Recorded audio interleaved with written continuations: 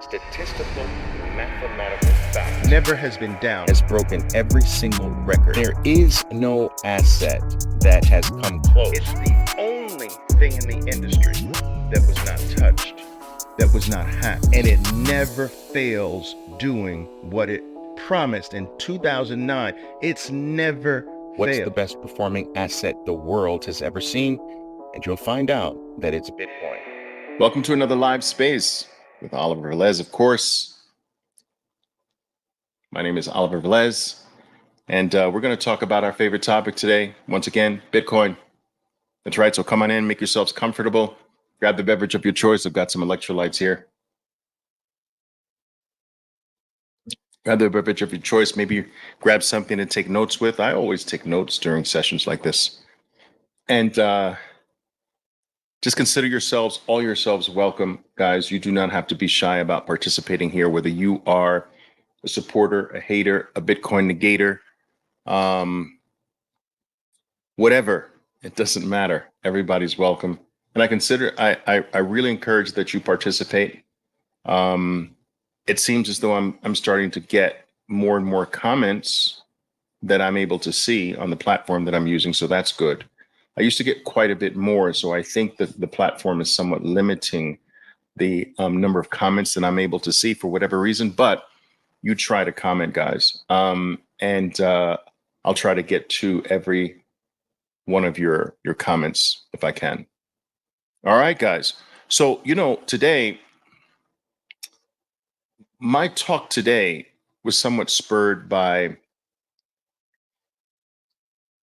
a recent comment that I came across, or question, I should say, that was posed to me. I can't remember whether it was publicly or in my DMs, but the question was a sincere one. It was, Oliver, how do we know Bitcoin is being the first attempt at decentralized sound money? Or how do we know that there's not something better, that oftentimes the first attempt at something does not work? Now, this is very true in a very real sense that this is true. The first attempts at something rarely work. And this is historical. What typically happens is that the first attempt at something that has never been accomplished or done, in effect, accomplishes, even though the first attempt fails, it cuts down the tall grass 2/3 of the way. So that failed attempt, even though it's often not successful, that first attempt knocks the tall grass down low enough for all the others that come after it to see further than the first attempt was capable of seeing. So the grass is usually extraordinarily tall when it comes to something that's never been done before. So the first attempt can only see the tall grass. They make progress, they chop the grass down, but they don't get all the way. Historically, most of the time, the first attempt doesn't last, doesn't work. But that first attempt lowers the grass, the tall grass, low enough to where those that follow behind the first attempt can see further than those who were part of the first attempt, and they get further, and the odds go up by orders of magnitude that the second or third attempt is going to be a lot more successful than the first attempt. And so this person's question was right in that, how do we know the first attempt at true sound money like this is going to be the successful one? And where the question goes wrong, the question is wrong at its very premise, because that question assumes that Bitcoin is the first attempt at sound money, in particular sound digital money, and it is not. In fact, Bitcoin is an old idea whose time has finally come to fruition. And this is what I want to talk to you about today. Bitcoin has been in a process of evolution for centuries. And one of the first attempts at Bitcoin, let me show you. One of the first attempts at Bitcoin is this.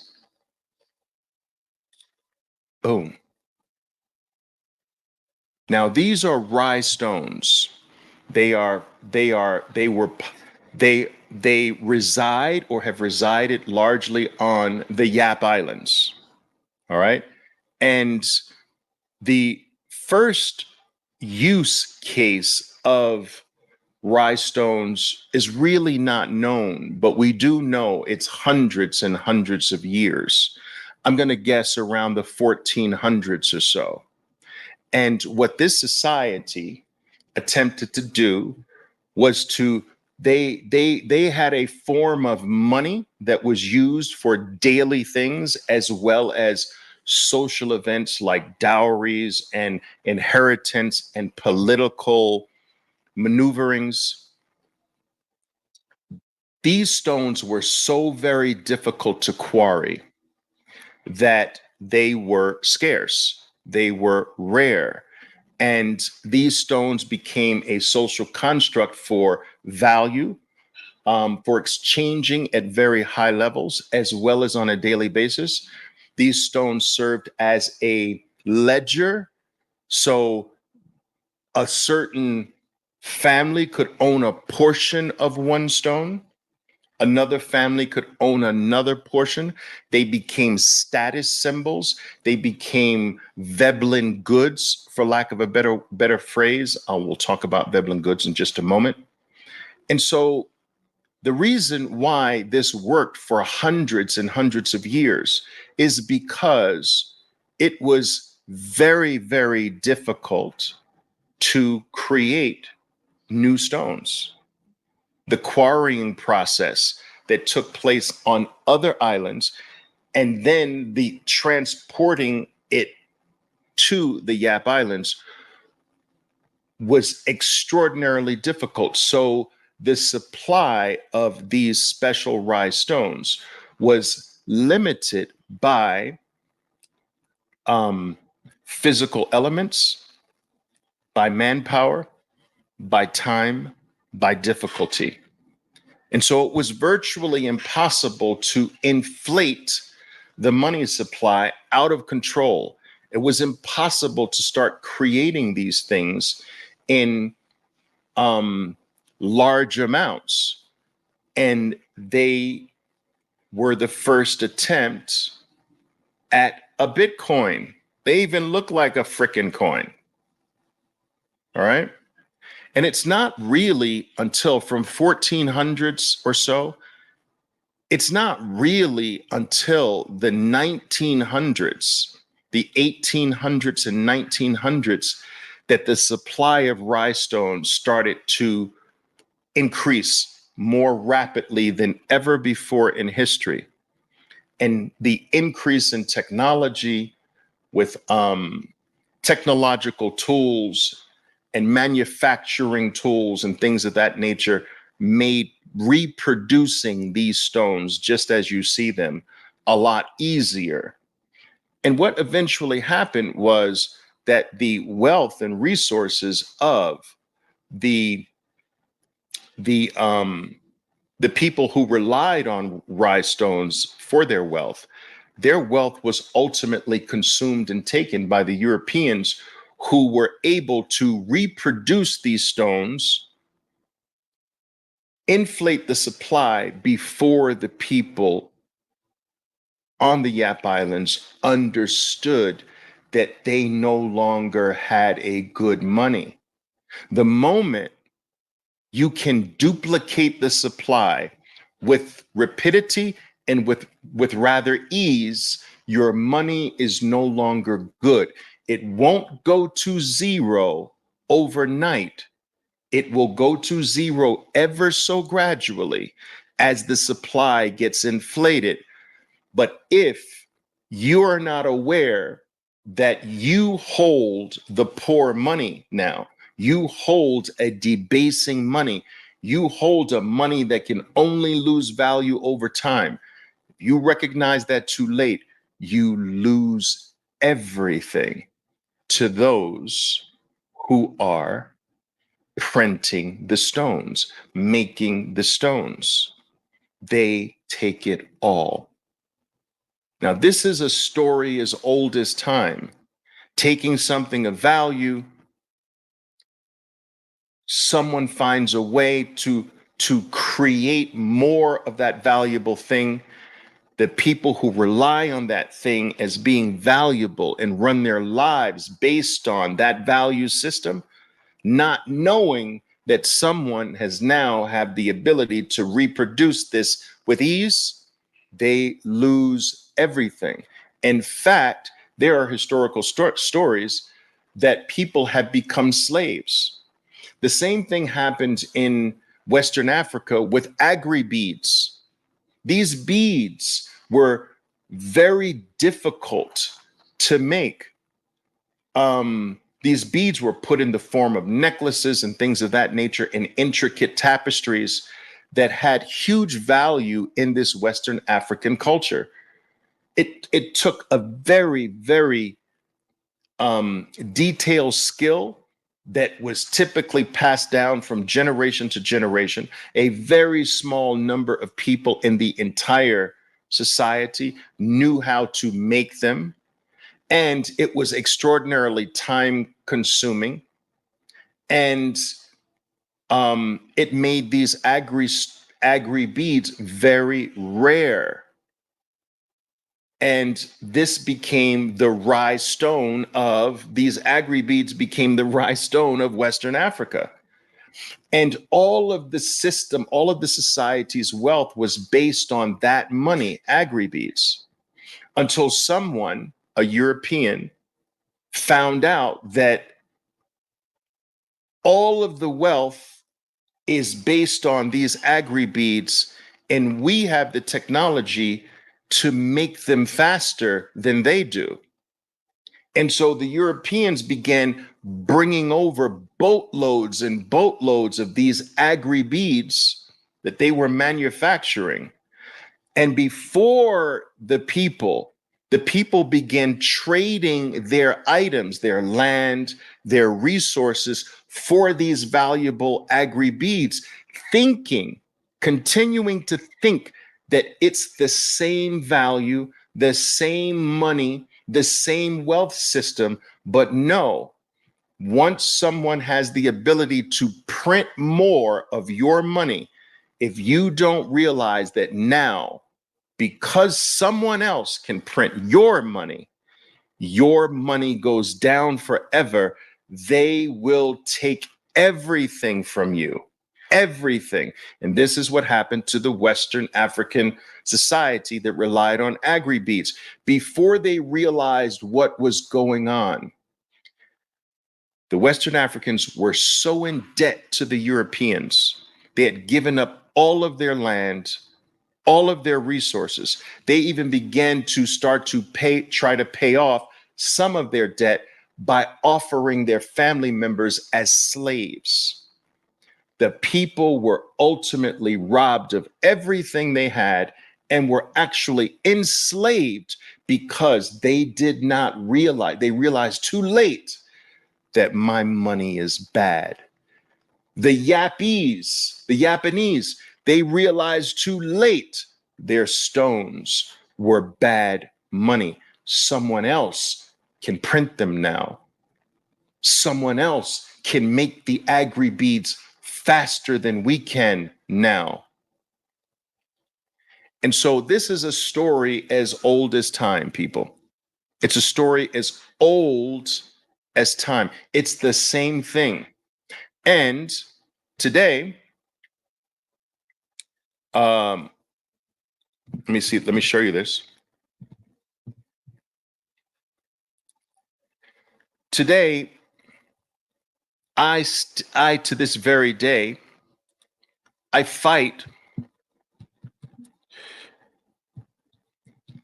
Why is this not working?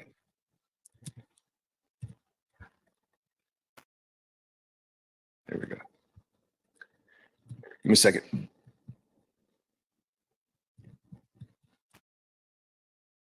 I fight with people every single day. They fight with me, actually. And all I'm trying to do is let them know that you are the Japanese today. If you still believe that this, let me show you. If you still believe, huh, there we go. Give me a second here. I'll get it. I come up with these ideas in the middle of the thing here. If you still believe that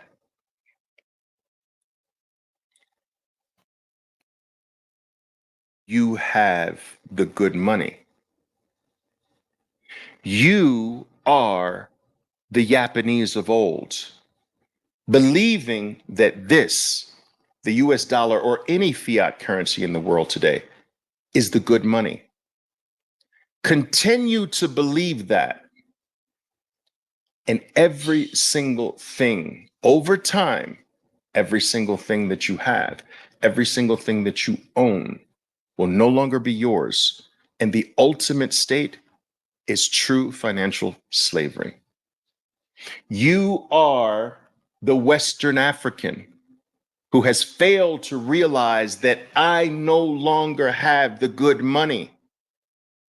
And as long as you don't realize that, someone is going to give you your bad money and take your goods from you, but you're going to be happy that you received the bad money. I got the US dollar. Yes, I gave up this for it. I gave up something of real value for this money, which is no longer good, but you still think it's good. And this is what's happening to your money. This is what's happening to your life. This is what's happening to your family. This is what's happening to your wealth. This is what's happening to the very quality of the time you spend here on planet Earth. You still don't get that someone's giving you this bad money for your time, the most valuable thing you have. You give your time and get this in exchange. Does that look like a success story? Does that look like it's winning? Does that look like it's desirable? Does that look like you should be busting your ass 40 to 60 to 70 hours a week, giving that time away for this? No, this is the bad money. And the earlier you realize this, the greater the odds that you save yourself and your family and your future from ultimate financial slavery. Because that is what this system is designed to do. It is to take your time, which is the most valuable thing you have, and give you back garbage for it. So, in addition to the Yap stones, so remember, guys, Yap stones back in the 1500s became sort of like that first real organized attempt to have a ledger based on something, a money based on something that could not be multiplied very quickly, that was based on a very sound ledger system. So there was a dude on the Yap Island who was responsible for keeping the books and the records. Okay, you own a quarter of this stone, you own a half of that stone. You own this whole stone. Wow, you own a whole Bitcoin. You own a whole stone. Wow. And then they started losing their wealth because someone was able to print or make the money fast, stones fast. Yeah, the agri beads, all of their wealth was based on this. An agri-bee collection could be equivalent to acres of land or cattle or whatever, a business or whatever. And that went to shit because someone was able to make the beads faster than they were able to make them. You are working for dollars and you are giving your most valuable, precious commodity for something that someone else can make out of thin air faster than you can. It takes you 40 to 60 hours to make a week's worth of pay, and they can do it like that. That means that you are their ultimate slave. Anytime you are working for a money that another man can print faster than you, you're printing dollars by working, but you're giving your time. If someone can print that without time, you are their slave. This is his story. This is his story. This is history. This is historical. I'm not making this up. This is the same story over and over and over and over again. Right? So let's go to now the 1900s to show you how the spirit of Bitcoin is moving through time, seeking the right moment to emerge in its most perfect form. Because the idea, Bitcoin is really the manifestation of the idea that humans just want a pure money that is incorruptible. Because why do we want a pure money? Because money is the representation of your time. Money equals time. You understand? You gave 40 hours for this money. That piece of paper, those digits on a screen are the digital representation of your life, 40 hours of your life. These numbers, whether that's 2,000 or 1,000 or whatever that number is, that you made by giving 40 hours of your time, boom, that hits your account. Those digits are the digital representation of your time. What's your time? Your life. Money is your life. And so, all humans want is to protect my life. It is innate in our DNA. It is part of the survival. This part of the survival instinct. I gave my life. This is now my life in digital form. I just don't want someone to be able to fuck with that. That's all humans want, is a good way to protect their lives. Time is your life, and money is the representation of your time, which means naturally that money is your life. And so we see the attempts to perfect this money throughout human evolution. The story of humans can literally be viewed as the search for sound money, the search to save my life, which we already established is money. Money is the representation of your life, your time. So let's go to the early 1900s, where this attempt continued through, and I'm going to show you an old post of mine.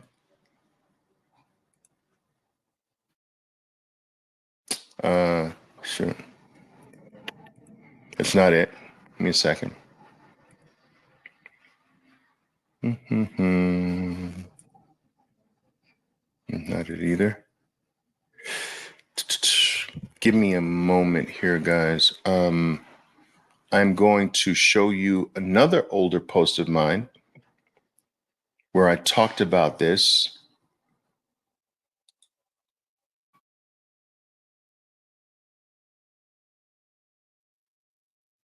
See if I can get it. No. Give me a second here.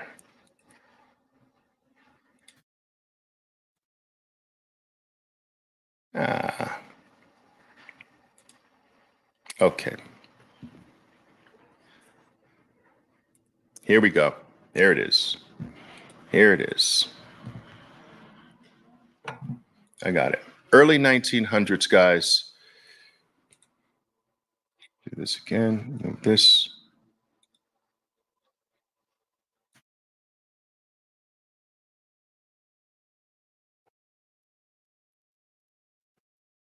There we go. Boom. Okay. Here's a post of mine. When did I do this? 23 August 9th, 2023. I'll read it very quickly here. 1900, Nikola Tesla, all right? Tesla predicted Bitcoin mining. Now, do your research on this. This is the original idea from which Bitcoin mining came from. It came from Nikola Tesla. He was the original former of the notion that an energy-based competition with machines that would end wars. That's why we call Bitcoin as peace, the peaceful revolution, because Bitcoin is literally simply a war over energy. It is a hash war.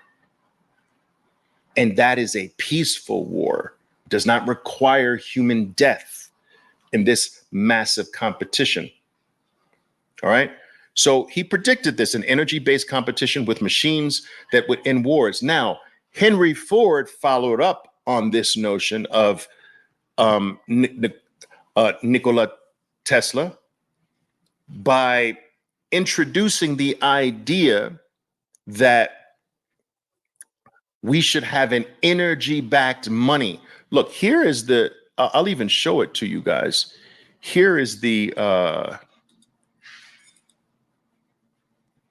there's your article right there.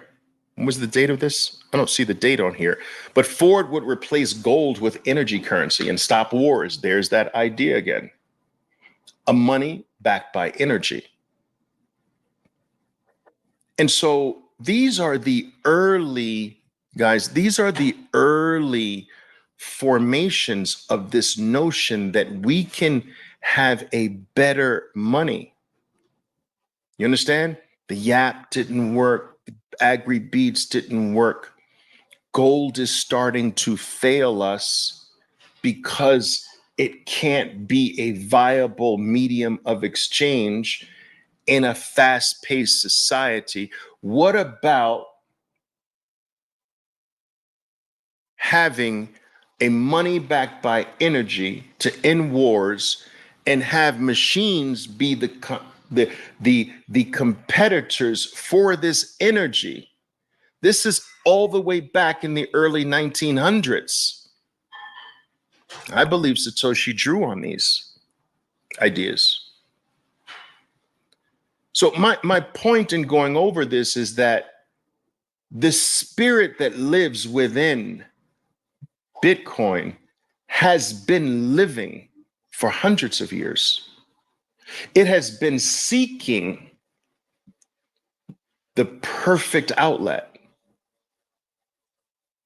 It has seeped its way through the ideas of certain people, the attempts by others, and finally came into full fruition through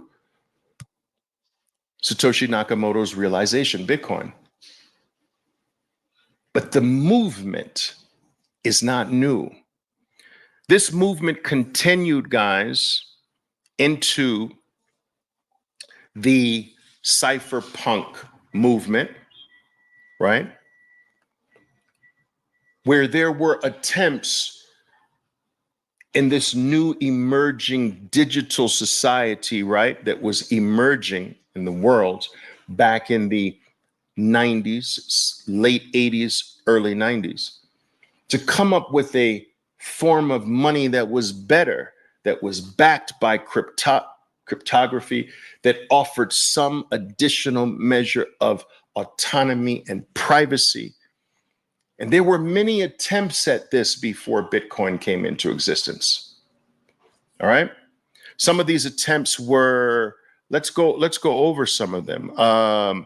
They were, I have some of them listed here. Let me get a second here. So, you had, shoot, Adam Back, shout out to Adam Back out there.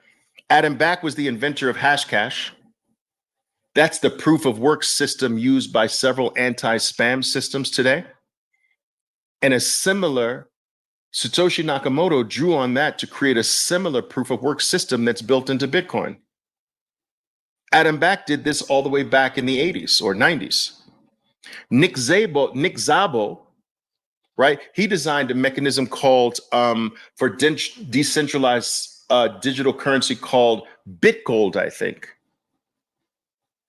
And Satoshi Nakamoto drew off of his attempt to create a sounder form of money called BitGold. Then there was Wei Dai, who published B-Money. That was an anonymous distributed electronic cash system that I believe, if I'm not mistaken, that Microsoft even wanted to invest a chunk of money into Wei Dai's B-Money and put it in every single Windows. This was in 1989 that Microsoft wanted to do this. Microsoft saw the idea that having a digital currency that was part of every single Windows that would become potentially something you could use for commerce globally was an idea that Microsoft got behind. And it was only Wei Dai who turned the offer from Microsoft down, if I'm not mistaken. But these were all earlier attempts, or that may not have been Wei Dai. Maybe that was David Chaum. Maybe I got them mixed up. So maybe I believe that was David Chaum, where Microsoft wanted to invest in David Chaum's DigiCash in 1989. But in essence, Satoshi Nakamoto in his writings, I believe, gave credit mostly to, he listed Adam Back in the white paper for his Hashcash proof of work system. He listed him in the white paper. Shout out to Adam Back. But he specifically said that Bitcoin is an implementation of Wei Dai's B-Money proposal and Nick Szabo's BitGold proposal. And so my point here, people, is that this person's question to me was predicated on the false notion that Bitcoin is the first attempt at this. The attempt for sound money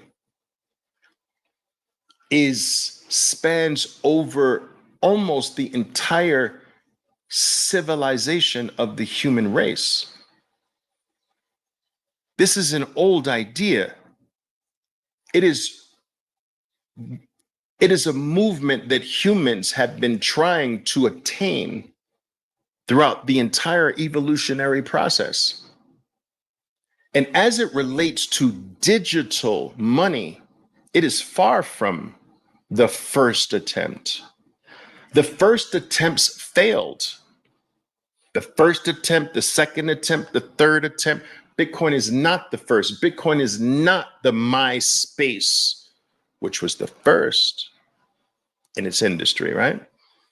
And failed. Bitcoin was not the MySpace of cryptocurrencies, digital money. And the only thing that caused the main problem with all of the earlier attempts was that they were centralized. That was the thorn in their flesh. All of them had centralized, they were based on centralized systems where Satoshi Nakamoto solved that issue by making it totally decentralized money, no central authority, no person you have to rely on or trust for anything. And this is one of the most special things. There are many special things about Bitcoin, but one of the things that really blows my mind over and over again as I sit with Bitcoin, and it never fails to astonish me whenever I think about the fact or contemplate or ponder the fact that no human being is running this, people. Think about this. Everything on earth, human beings run, control, operate. Name something that human beings don't run. Now, some people say, well, Oliver, the weather. Human beings have control over the weather in many aspects now. But name something, name a protocol, name a network, name a system that human beings do not control, run, operate, dictate when it starts, when it stops. This is the first and only thing human beings have ever been exposed to that actually runs all by itself. In fact, people, let's take it further. Not only does Bitcoin operate, live, and breathe on its own volition, every 10 minutes producing a new block, it actually is the only thing on planet Earth that employs and pays human beings. Are you kidding me? Holy moly. Think about this, people. Bitcoin employs humans. What network employs human beings? What network lays out the pay schedule and say, look, this is what I pay. This is what I pay. You want to come work for me? Here's what I pay. Here's my pay scale all the way out to 2,140. All right, here it is, right here. If you want to work, you're welcome to come work for me. And I will pay you this. And I will pay you every 10 minutes. But we're going to do this work in the form of a competition. And I will reward the best, the most efficient, the best, the fastest, the whatever. And anyone, any human being can work for me. Any human being can give me their efforts. Now, there is nothing that humans have ever come in contact with until now that employs human beings. And I'm going to take and pays them and has human beings fighting, competing with each other in peaceful ways to get that payment from Bitcoin.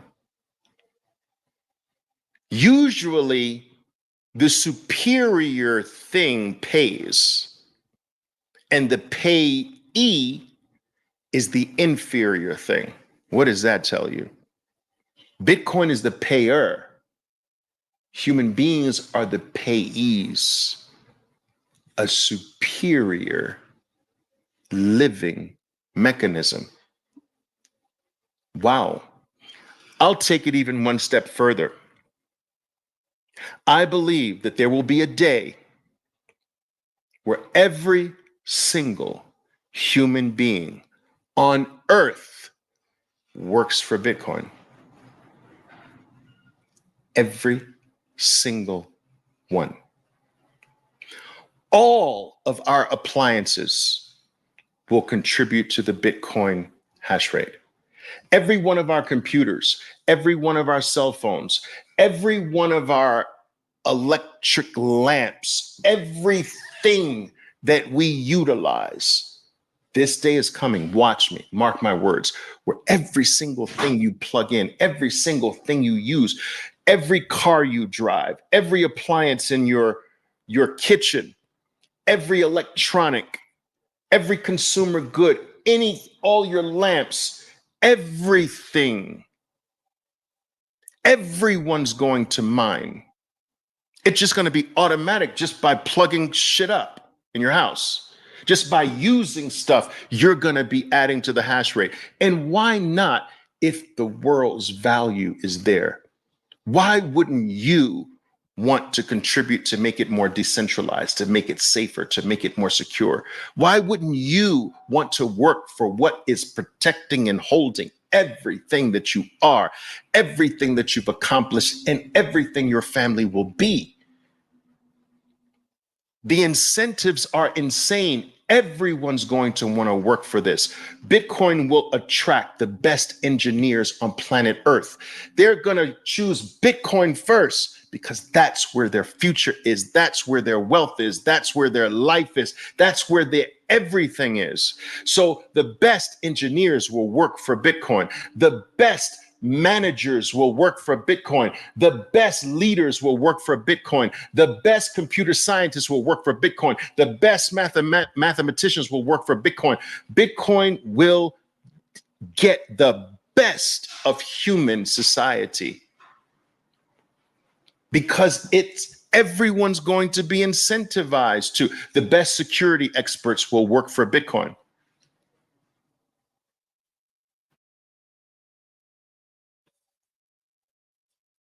This is when you really grasp it, it's like,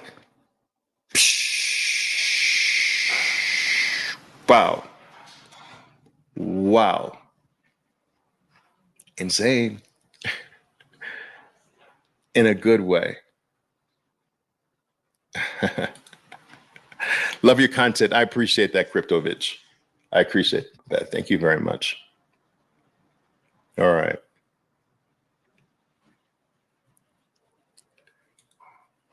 Bitcoin will greatly outpace the adoption of gold, of which we don't know how long it took to adopt. Yes, absolutely.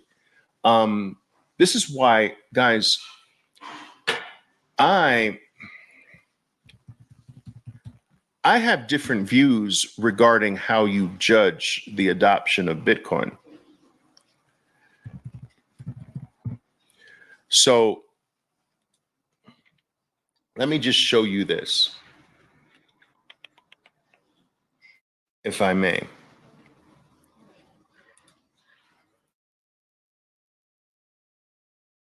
I just wish that I could. I want to show you this. Oh, you suck. Oh, no, that's cool. Here, let's do it like this. I am going to put this up for you. I think you'll like it. I think that you will like this. So, guys, this is how I judge Bitcoin's adoption. It is not price as much as it is hash rate. I already told you that I believe that every single human being will contribute to this Bitcoin's hash rate. And if you look at that, it is just straight up. It's not even really to the right, it's just straight up. It's an exponential rise without any sign of stopping, just occasional stalls. All right, now what you see here is when China forced many of their Bitcoin miners to unplug and the hash rate dropped, but very, very rapidly recovered. There's a possibility that China has a surprise for us as well, where they're going to reverse all of that. But here's how you pay by making a mistake with Bitcoin. I believe that before the year's out, China will probably make the world know that they embrace Bitcoin again. Here is where they made the world know that they were somewhat hostile to it because they were launching their CBDC and saw Bitcoin as a threat to that. This was their mistake. and they're coming back here. That's the price you pay for being out of this, for making the mistake to negate it, to deny it. You will come back every single time. You're going to come back. You're going to have to adopt this. But look at how much they lost. Look at how late they are compared to when they attempted to deny it. And that's the price you pay for getting out of this thing, which is why I pound the table on the message that you should not be getting out. You should just be getting more. China got out here. Now they're going to come back in here. You understand? They got Gregged. Remember that? They got Gregged, did they not? That's the problem. I don't want you to get Gregged, guys. You know what getting Gregged is, right? I don't want you to get Gregged. Here. I don't want you to get Gregged. Nobody wants to be Gregged. I wish I had my 1,700. That's a Bitcoin whale, right? I wish I had my 1,700 BTC at $6 instead of selling them out at 30 cents. Now, 6 to 30 cents, that's a mega move.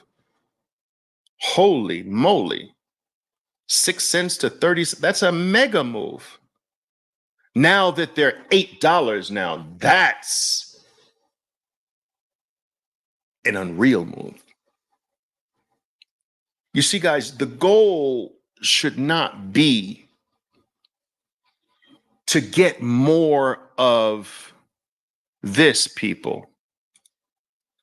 The goal, we went over this, the goal should not be to get more of,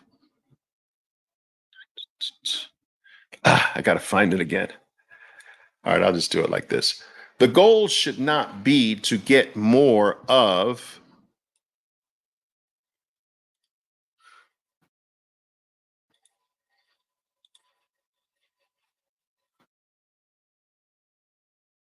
that. Do you understand? That should not be the goal. That's what you're trying to get more of when you think about selling.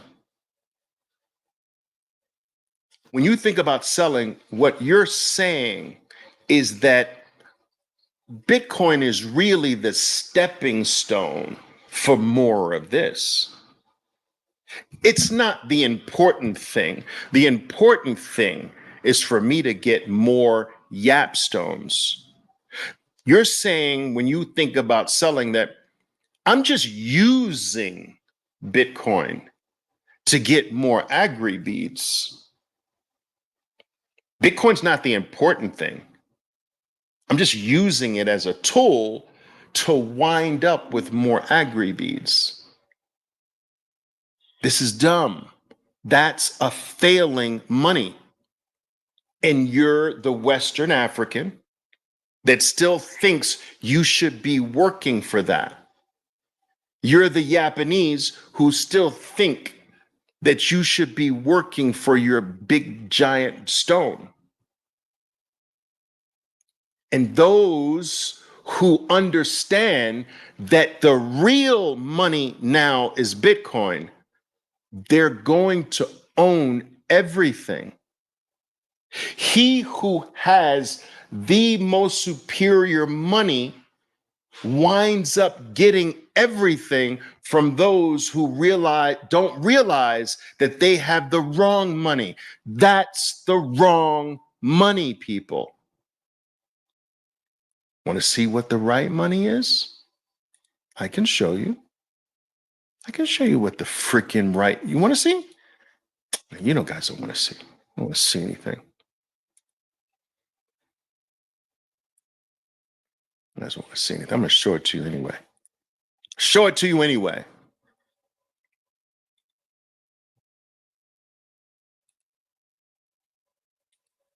That's the real freaking money.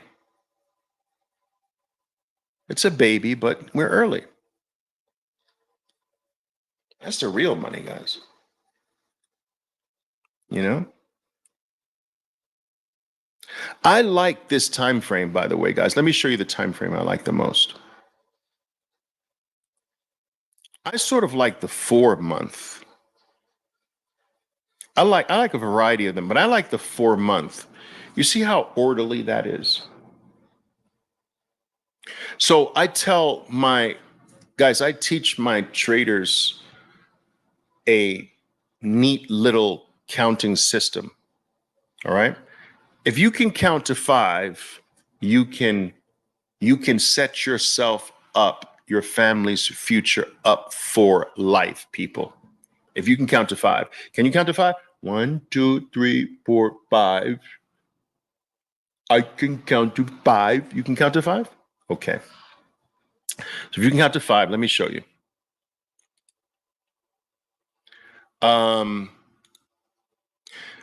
During Bitcoin's bear markets, you need to count to 5. So this upcoming bear market will likely be, I'm wondering why I can't ever move this from this position. Anyway, it doesn't matter. I can make it disappear. So let me just do it like this. I'll just do it with this.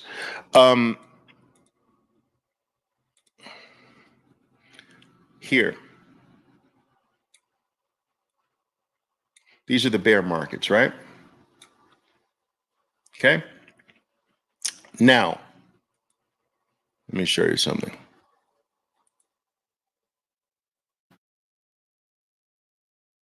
I want you to count how many red bars down on this chart you get for the bear market. I'm going to help you out. You get 3.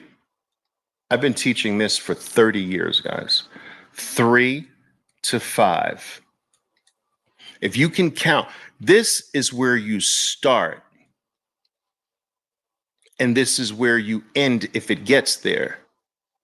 So during a bear market, you always start accumulating on 3. Heavy.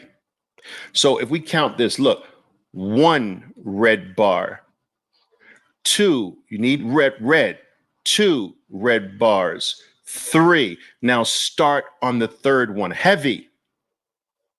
And you're going to buy on 3, 4, and 5. You might not get 4 and 5. You might get 3. Look, 1, 2, 3. On 3, go hard. And if there's a 4th one, go even harder. And if there's a 5th one, go even harder. Look, 1, 2, 3, 4, 5. You start on 3 and you accumulate 3 through 5, 3 through 4 in this case. In this case, 3. So in each of these bear markets, right, you got, here was your accumulation ones. You got 2 bars there to accumulate heavy. You got 1 bar here to accumulate heavy. And you got 3 bars here to accumulate heavy. Now, what this does, guys, when you utilize the downward moves to get more on 3, 4, and 5, that's using that time frame, guys. You got to use the 4-month chart, right, to do this. All right, that causes you to step back, have a nice perspective, and count the bars. It's a simple count, right? Now, if you do that, you wind up, guys, check this out. You wind up with this. How special is this? You wind up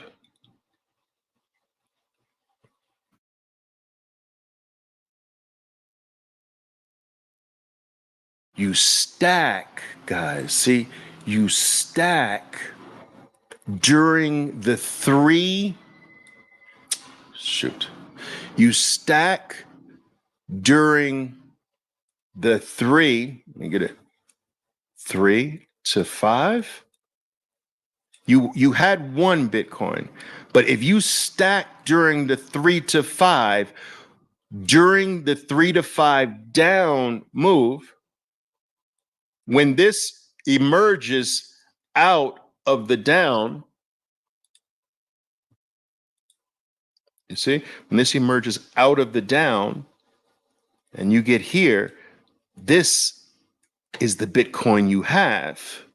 The goal is to get Bitcoin. So while you're accumulating, you're getting more Bitcoin. But when this happens, you get mega Bitcoin. What they used to say in my childhood days, buku Bitcoin, buku. How many people remember that? That's buku Bitcoin. Nobody, you guys don't remember that.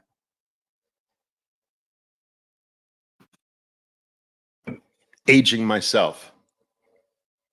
I know. The goal is not to get, the goal, guys, is not to get dollar rich.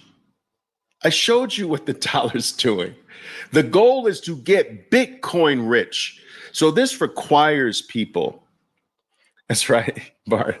This requires people to make Bitcoin their unit of account. When you make Bitcoin your unit of account, you begin measuring everything against Bitcoin instead of measuring everything against the dollar. You see, that's the trap. When you stay measuring everything against the dollar, but the dollar lies to you. Do you understand this? Yes, we're forced to work for it by gun, by imprisonment. We have no choice. We're slaves on the plantation called the United States. You might be slaves on the plantation called Venezuela or Argentina or Turkey or Japan or Australia or the UK. They're all plantations. And they all have their piece of paper, their coupon that we, by threat of imprisonment, have to give our life for their coupon. We have no choice. If you're born in the UK, you give your life, which is your life, your time. You give your time for the master's piece of paper that they drew pictures on to make it look kind of nice for you, right? They are in control of the number, which means that they will constantly take from you. Remember, we talked about whoever controls the supply takes from those who work for the money. All right. It's all throughout history. So my point is that when you stop using your piece of paper as the measuring stick, and you start using the superior thing, Bitcoin as the measuring stick, you start to really see cracks in the system, and you see that the paper money is lying to you. The US dollar is lying to you. Let me give you an example of this. All right. I will show you how you should start measuring everything against Bitcoin. After this talk, you should do this for the rest of your life. I'm going to show you how to do it. Okay. Let's do it. For the rest of your life, you will do this. I'm going to bring it up here. Bring it up here again. We're going to look at Bitcoin. Now, instead of looking at the dollar, this is looking at Bitcoin through the eyes of the dollar. So remember, guys, look, I want you to look at this. This is the pair Bitcoin US dollar. Okay. So that means the second item is the glasses. So this is what I want you to understand. This Bitcoin is the first item / and the second item is the glasses.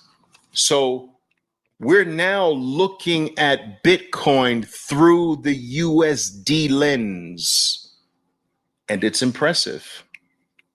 The US dollar lens is impressive.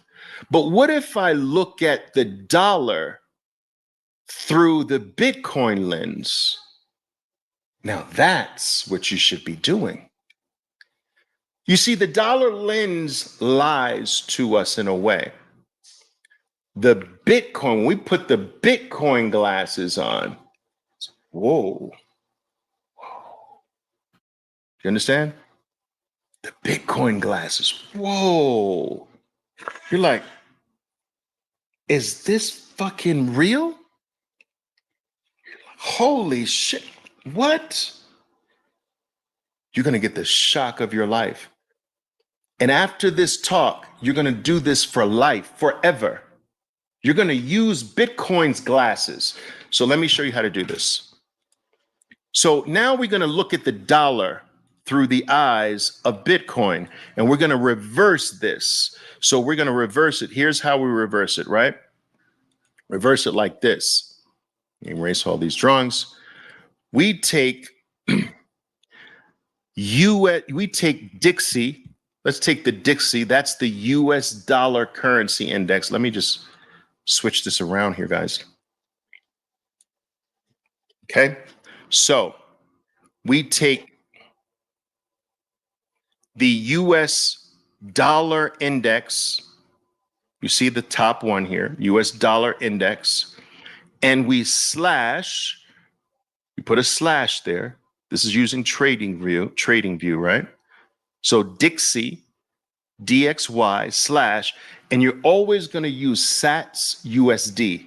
So Sats as in Satoshis, Sats USD. Okay?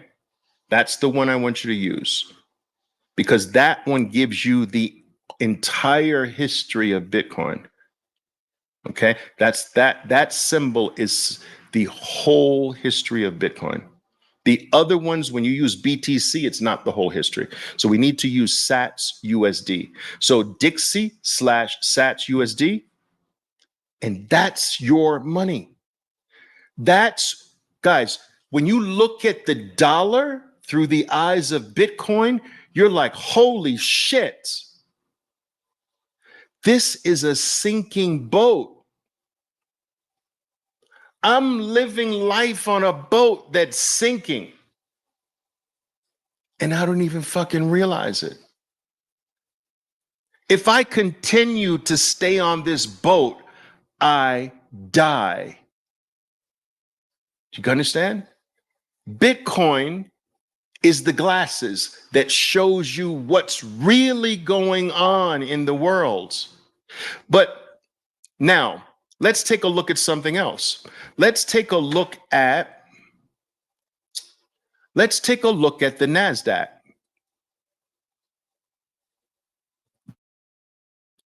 Index. Let's take a look at the NASDAQ. So here's the NASDAQ. We do the NASDAQ 100 because that's been the performer, right? We're going to take the NASDAQ 100 and we're going to look at it through the eyes of the US dollar. Boom. Oh my goodness. Look, will you look at that? Are you serious? That is impressive, is it not? That is crazy. That the US dollar is telling you. So guys, remember, this is NASDAQ slash USD. It's telling you, wow, this is impressive.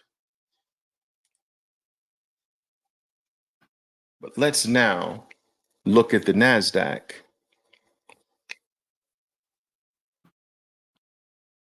Bitcoin.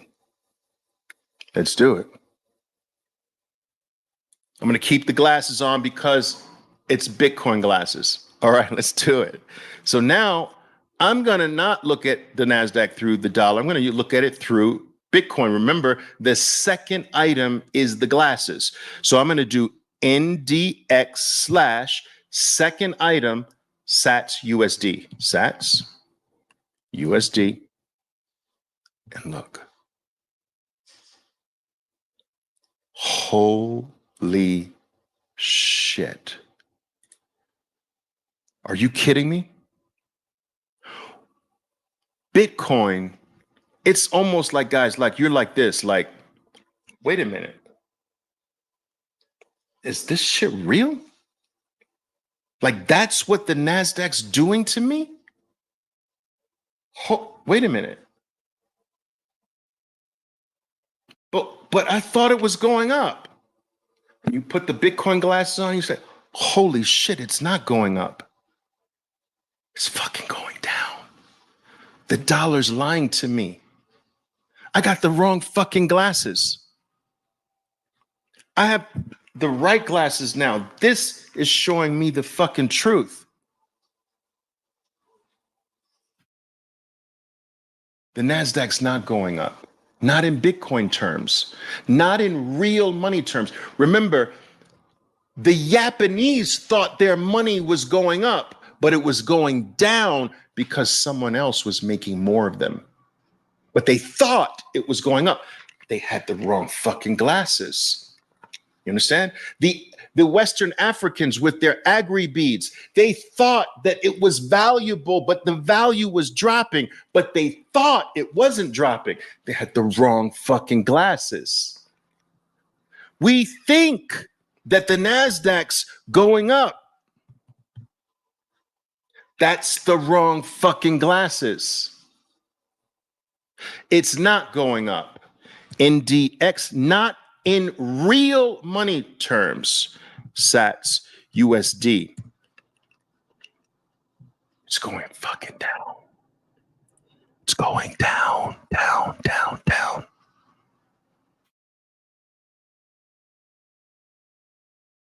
You follow what I'm saying, guys? Is this making sense? Are you picking up what I'm laying down? Are you smoking on this?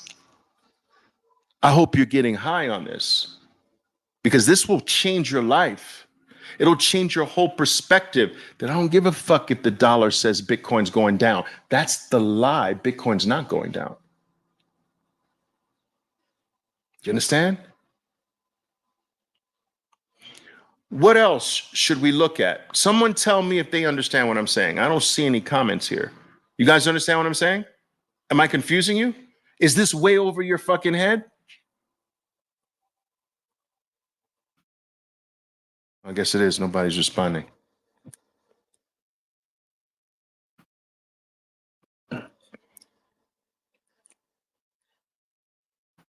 Probably are. I just probably don't see you. All right. Okay. Cool, Calvin. Thank you. So now, shall we continue? Oh, wait a minute. Let's look at Berkshire Hathaway. Oh, my goodness. Oh, this is the look, all-time new highs. Berkshire Hathaway. Look at that history. Okay. I don't want to go into this, but guys, whenever you see this in life, you see this? Whenever you see this in life, you see how almost perfect it is? That's a fugazi. Did you hear what I said? Whenever you see that in life, people, that is a fugazi. It's not real. Just think Bernie Madoff. His chart looked like that. No major dips, no anything. Fugazi. You can't do that if it's real. That's fake. I won't go down that rabbit hole now. That's a different day. But I'm telling you, that's not real. Now, check this out.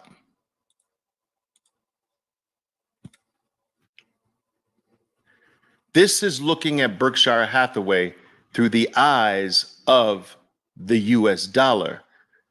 Let's look at Berkshire Hathaway through the eyes of Satoshis. Shall we? Shall we?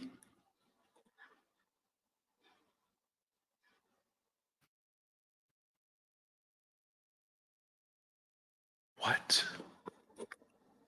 You're like, the fuck? The fuck? Oliver, is this shit real? It's fucking this is real? This is real, Oliver? Yes, that's real.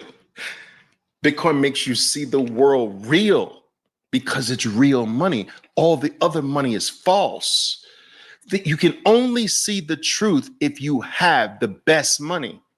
The best money shows the truth. You're like, holy shit, Oliver, the fuck is this? Where'd you get these glasses from? And I got them from Satoshi Nakamoto, man. Fuck.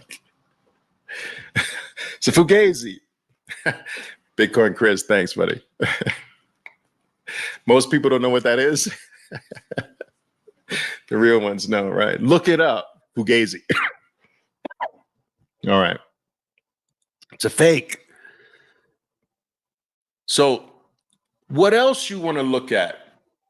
Well, Oliver, Apple is the most valuable asset on planet Earth, no? Isn't Apple the most valuable asset on planet Earth? All right, let's try it. Look at this. Let me show you this. Apple is the most valuable thing on Earth outside of gold. You see that? All right, let me make myself small. So outside of gold, Apple is the most valuable thing on Earth, valued at 3.46 trillion. All right, it's the most successful company in the world. Now, they've been vacillating between Microsoft and Nvidia and what have you recently, but for the most part, it has maintained that second spot outside of gold for quite some time now. All right, we know the success story of Apple.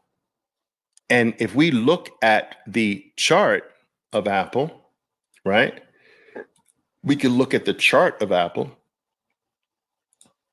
Let's do that through the eyes of the dollar, and you see a very successful story.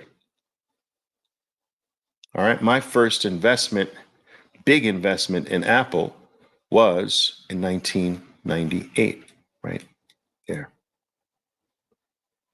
Is actually down here in the lower part of the green bar. But okay, and I held it and still have it actually, to be honest with you. But okay, not in the same quantity though, which went to Bitcoin. So anyway, my point is that through the eyes of the US dollar, this is very impressive, but it's not the truth. You see, when we price this in the real money, Apple, Sats, USD, you get a very different picture. So you see that you are being lied to by the fake money. That's the trick to keep you there. That's the trick that makes you want to say, that's the trick that's designed to make you say, get rid of the good one and come back to me, the bad one. It doesn't want you to abandon it. You understand? This is not the good money anymore. You understand this, people? It's tricking you by giving you false pictures. This is not the good money.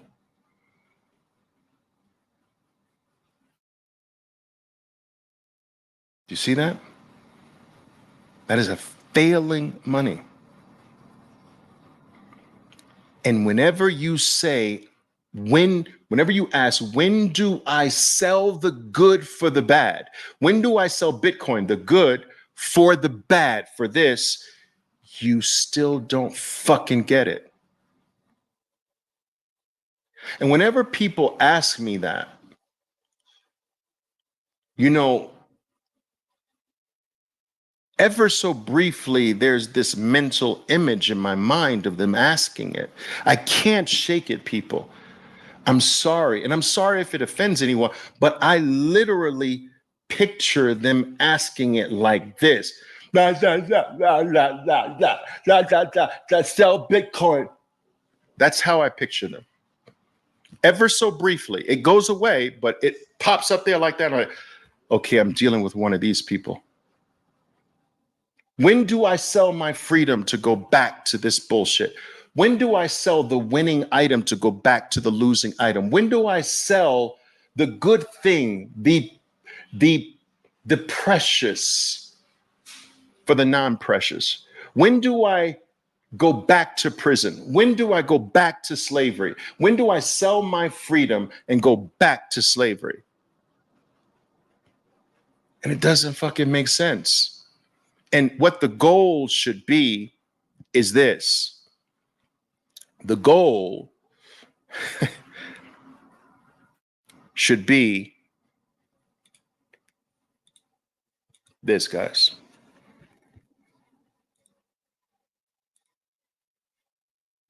You understand? That should be the goal. You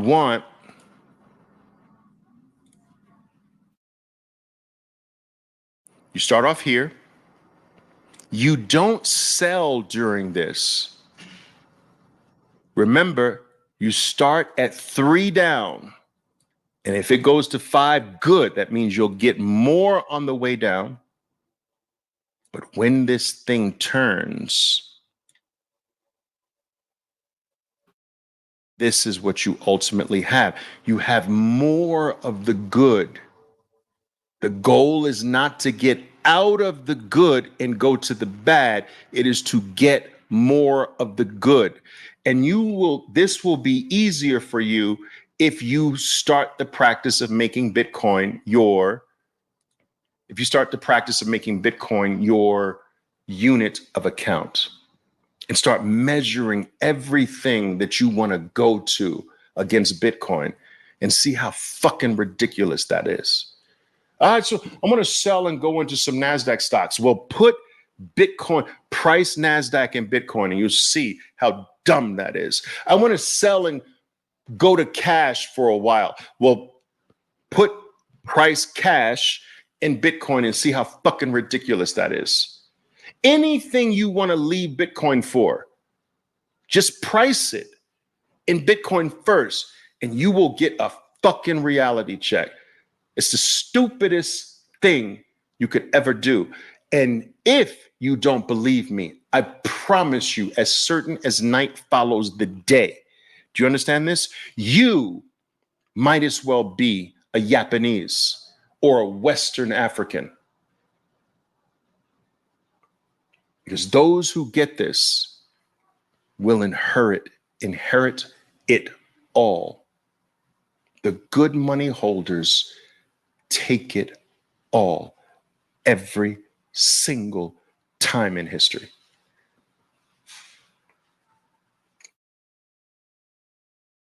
Got it? All right. Oh, I think he's responding to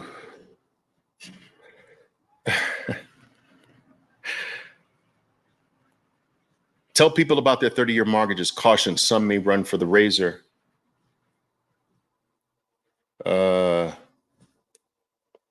Yeah, I mean, guys, look, I'm not anti-property. I mean, I had many properties. I'm down to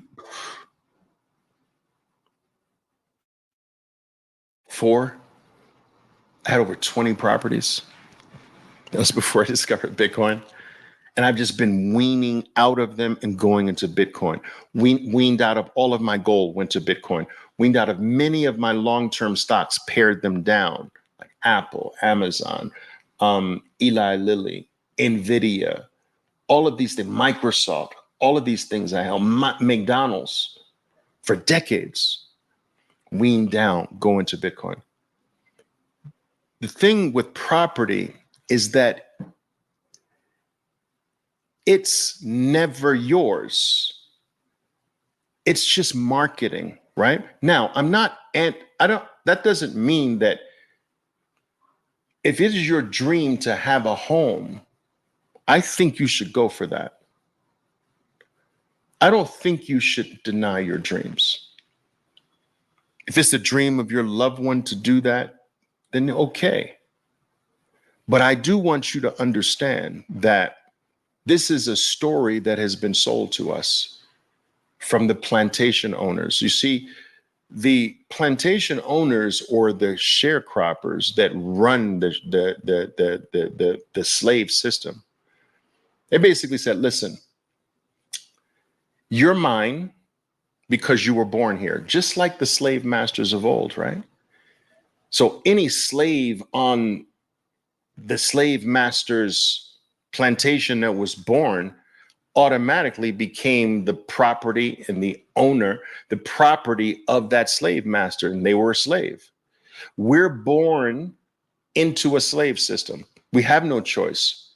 We're told you must give your, now, just because you were born here, you now have to work for me. You're going to give up 40 to 60% of what you work for to me. That is just for the special right of being born here. So you're going to go out, you're going to work, and I'm going to get 40 to 60%. You keep the rest. Now, with the rest, I will allow you to buy my shit.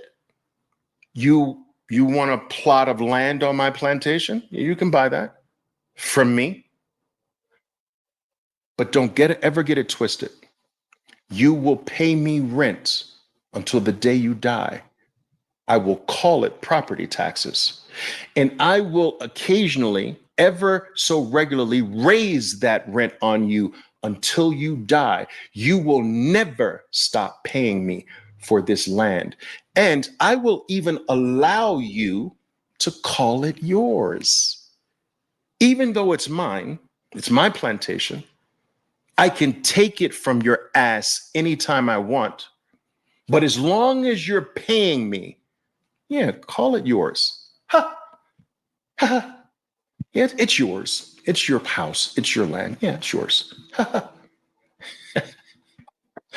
So this is a system that was put in place to enslave more.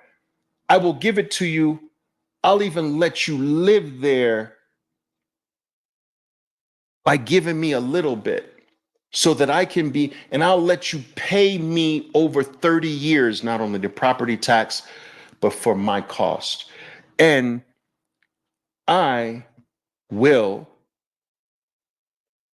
ensure that you pay me triple, quadruple the actual price. I will make sure that I put you in situations where you'll have to work for me harder every year because I control the money. You give me time, and I, with my fake money, steal your time. And increasingly more and more every single year. I spoke about this yesterday. What is a 100% slave? A slave is a 100% slave is a slave that does not own his time. What that means is that some other man owns 100% of that human being's time. That is a 100% slave. Their time does not belong to them. Neither does the fruits of the labor that come from that time. So whatever that human being, the time doesn't belong to that human being. Their time on earth does not belong to them. It belongs to another man. But they must now use that time that's not theirs anymore. They must use that time to produce. And whatever that time produces belongs to another man as well. So neither do they own their time. They don't own their time, nor do they own the fruits of the labor of that time. That's a 100% slave. So what are you called if it's 50% or 40%? Let's take 40%. So you give 40% of your time and the fruits of the labor of that time. So 40% of your time belongs to the plantation, taxes. The fruits of the labor, 40% of that belong to the plantation. Now, what's that one called? Slavery. It's just a matter of degree. It's not different. Most people work half a year for taxes, and then the second half is theirs. Then they must take that leftover part and buy inflated shit from the plantation.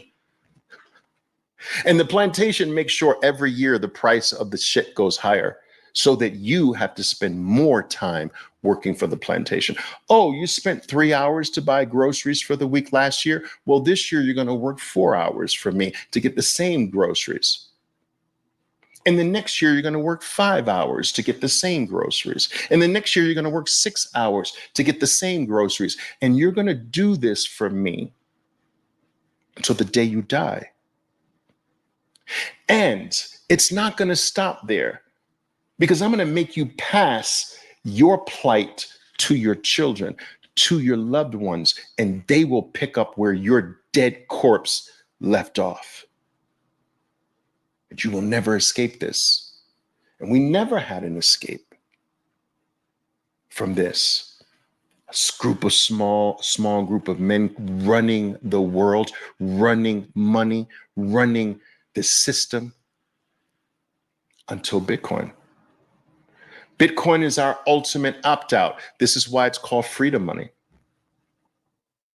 Most throughout history, these things have only been reversed temporarily through violence, through revolution, through revolt. Now we have a means by which we can revolt without violence. It is a peaceful revolution. It is a peaceful opting out by saying, I will earn the plantation's money, but I will flip it into Bitcoin.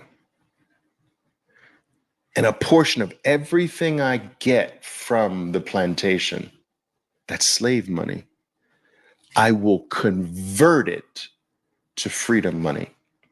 Now, listen to me carefully. What happens is that you do this for a period of time. You make the slave money. You take a portion of it and you transfer it to the freedom money. The slave money is going down. The freedom money is going up in exact proportion. Well, no, this is going up faster than the money is going down. So the freedom money is going up. You're making the slave money and you're switching it to you're flipping a portion to the freedom money. Your ship is sinking, but you still, by threat of imprisonment, you still have to give your time for that money. And so you're making that and you flip a portion to the freedom money. If you do this enough, this grows big enough at some point in the future, not that far either, where it says, okay, and it takes you completely out of the slave system forever. You have to pump it with the slave money for a while until it grows and grows and grows and grows. It will reach a point where it now delivers you, it saves you, it pulls you out of the slavery, and you never go back again. You retard this process by trying to play the trader game, in and out of freedom, in and out of freedom. When you stop pumping and you say, okay, now I'm going to put all of it back in the slave system, now it goes to zero again. Now, if you start again, you're going to start up here, and it's harder. Every time you start again, it gets harder. Do you understand? Freedom is going to come from 2 cycles. You will be let free 2, maybe 3, but 2. I think 2 cycles. That's 8 years. Some people say, Oliver, man, that's too long. 8 years is too long for me. Dude, 8 years is going to come whether you want it to or not. Why not let 8 years come and be free? You know, I'll tell you a quick story. My mother always wanted to go to college. It was her childhood great dream, but she was never able to. So much later in life, it was at Thanksgiving dinner, she announced to the family, we were all there. I'm an adult by this time, of course. And my mother was 50 years old at the time. And she announced in front of her two sisters that she was going to go to school and finally get her college degree. 50 years old. My aunts, her sisters laughed at my mom. Right there, in my face and my mom's face. I didn't appreciate that. Anyway, one of them said, ha, ha, ha, ha, ha. You're going to go to school at 50. By the time you get a degree, you're going to be 55 maybe. And so my mother said, well, in 5 years, aren't I going to be 55 anyway? So I'd rather be 55 with a degree than 55 without one. And that's mom. She used to just drop wisdom bombs like that, just naturally. But it was just her working it through her mind. Like, I'm going to be 55 anyway, whether I like it or not, in 5 years. Why not be 55 with a degree? Why not? So 8 years is coming. Nobody can stop that. Why not let 8 years come and be free? Versus, oh, no, that's too long. And that's what bad money does. It raises the time preference. And so you think that you need to get lucky when you have bad money. You're looking for being lucky. You place a premium on being lucky, not on being good, not on being loyal, not on being real, not on being true. Bitcoin requires all of the greatest qualities and characteristics of the human being before it rewards you. Loyalty, dedication, discipline, being true. Not denying when the going gets tough, not quitting, not giving up, sticking with what is real in the face of obstacles and ridicule. But on the other side of 2 cycles, fucking set for life. You know? All right, guys. Escape velocity. That's right, guys. That's right. Escape velocity. Don't forget, guys, if you can count to 3 to 5, you're going to be good. 4-month chart. All right. All right, guys. Whether you know it or not, love you to death. Anyone who's willing to sit through a Bitcoin talk, gotta love them. Gotta love them. All right, love you to death, guys. Ciao for now. My name is Oliver Velez, and I am your 13%er Bitcoiner. Be safe out there, and until next time. Boom!